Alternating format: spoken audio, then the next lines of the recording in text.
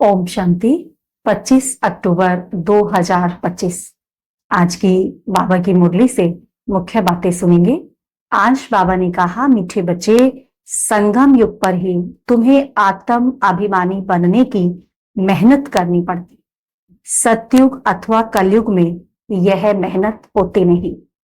जो हमारी आत्म अभिमानी बनने की मेहनत है वो हम कब करते हैं? संगम युग पर करते हैं, ना तो कलयुग में करते, ना तो सतयुग में करते। प्रश्न है, श्री कृष्ण का नाम उनके माँ बाप से भी अधिक वाला है, क्यों?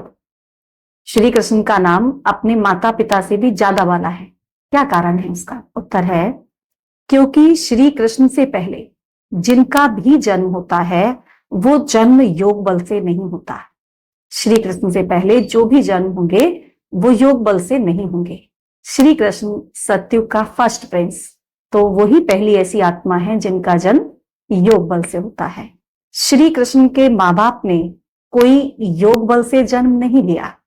दूसरा, पूरी कर्मातीत अवस्था वाले राधे कृष्ण ही हैं, वही सदगति को पाते हैं। जब सब पाप आत्माएं खत्म हो जाती हैं तब गुलगुल पावन माना नई दुनिया में श्री कृष्ण का जन्म होता है। जब सब पाप आत्माएं खत्म हो जाती हैं तब श्री कृष्ण के पांव इस धरती पर पड़ते हैं। उसे ही वैकुंठ कहा जाता है। उस समय से ही वैकुंठ शुरू होगा।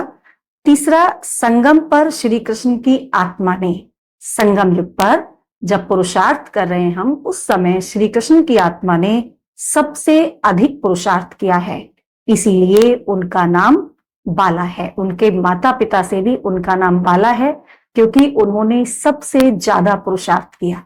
आज की मुरली से धारणा के लिए मुख्य सार है, पहला पॉइंट है, बुद्धि को पवित्र बनाने के लिए याद की यात्रा में मस्त रहना है।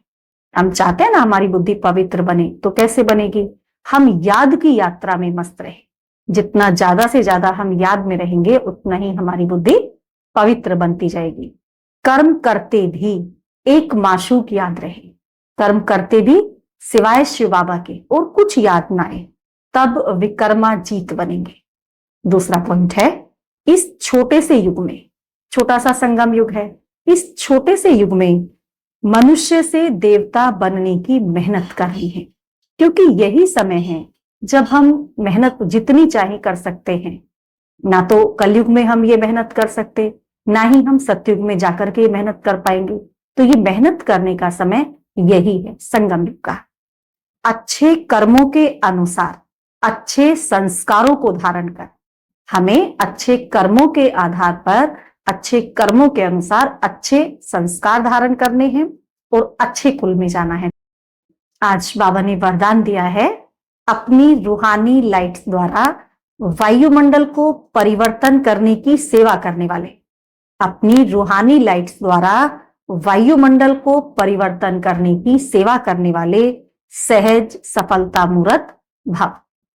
जैसे साकार सृष्टि में जिस रंग की लाइट जलाते हो, साकार सृष्टि में जिस रंग की लाइट जलाते हो वही वातावरण हो जाता है। अगर हरी लाइट होती है तो चारों ओर वही प्रकाश छा जाता है। लाल लाइट जलाते हो तो याद का वायुमंडल बन जाता है। जब स्थूल लाइट वायुमंडल को परिवर्तन कर देती है, सोचने की बात है ना, कि जब स्थूल लाइट वातावरण को परिवर्तन कर देती है तो आप लाइट हाउस भी पवित्रता की लाइट व सुख की लाइट से वायुमंडल परिवर्तन करने की सेवा करो तो सफलता मूर्त बन जाएंगे। जैसे स्थूल लाइट से वातावरण चेंज हो जाता है, तो बाबा कहते ऐसे आप कौन हो? आप तो लाइट हाउस हो, माइट हाउस हो। तो लाइट हाउस जब जलेगा, लाइट हाउस की जब लाइट चारों तरफ पड़ेगी तो कितना वातावरण चेंज होगा। तो पवित्रता की लाइट व सुख की लाइट से आप वातावरण परिवर्तन करने की सेवा करो तो सफलता मूर्त बन जाएंगे। स्थूल लाइट आंखों से देखते हैं और रूहानी लाइट अनुभव से जानेंगे। रूहानी लाइट अनुभव से जानते हैं। स्लोगन है, व्यर्थ बातों में समय और संकल्प गंवाना ये भी अपवित्रता।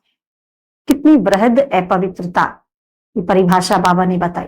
कि अगर हम अपने संकल्प भी व्यर्थ गंवा रहे हैं, नेगेटिव नहीं, अपवित्र नहीं, अगर व्यर्थ भी गंवा रहे हैं, सोचिए अपवित्र संकल्प, नेगेटिव संकल्प तो कितने खराब है। फिर बाबा ने क्या कहा, अगर आप अपने संकल्पों को व्यर्थ गंवा रहे हैं तो ये भी अपवित्रता है। और हम कितना व्यर्थ करते हैं दिन भर में, कितने व्यर्थ संकल्प चलते होंगे। हम अगर अपना चेकिंग करें पूरे दिन में सवेरे से शाम तक कि आज दिन भर में हमारा कितना व्यर्थ चला, चेकिंग नहीं करेंगे तो पता भी नहीं चलेगा, चेकिंग करने से ही पता चलेगा। तो आज दिन भर में चेकिंग करें कि आज सवेरे से लेकर शाम तक हमारे कितने व्यर्थ संकल्प चले। फिर शाम को चेकिंग करेंगे तो पता चलेगा कि कितना हम व्यर्थ चलते हैं। और वो सब भी क्या है, वो सब भी अपवित्रता है। इसीलिए हमारी पुरुषार्थ की गति तीव्र नहीं हो पा रही है। अव्यक्त इशारे हैं, स्वयं और सर्व के प्रति मनसा द्वारा योग की शक्तियों का प्रयोग कर कोई भी खजाना कम खर्च करके अधिक प्राप्त कर लेना, यही योग का प्रयोग है। खजाना कम खर्च किया, प्राप्ति ज्यादा हुई, तो यही योग का प्रयोग है। मेहनत कम, सफलता ज्यादा, इस विधि से प्रयोग करो। मेहनत कम और सफलता ज्यादा मिले, इस विधि से प्रयोग करना है। जैसे समय व संकल्प श्रेष्ठ खजाने हैं। हमारा समय संगम युग का, हमारे संकल्प, हमारी श्वास कितने श्रेष्ठ खजाने हैं ये। तो संकल्प कम से कम खर्च हो लेकिन प्राप्ति ज्यादा हो।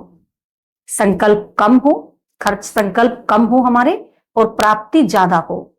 जो साधारण व्यक्ति 2-4 मिनट संकल्प चलाने के बाद, सोचने के बाद सफलता या प्राप्ति कर सकता है, वह आप 1-2 सेकंड में कर सकते हो। कोई भी साधारण व्यक्ति 2-4 मिनट संकल्प चलाने के बाद, सोचने के बाद सफलता या प्राप्ति जो कर सकते हैं, बाबा कहते वो आप 1-2 सेकंड में कर सकते हो। इसको कहते हैं कम खर्चा बाला नशीन। तो कम खर्च करके बाला नशीन बनना है। कम खर्च करो लेकिन प्राप्ति 100 गुना हो। खर्चा हमारा कम हो लेकिन प्राप्ति 100 गुना हो।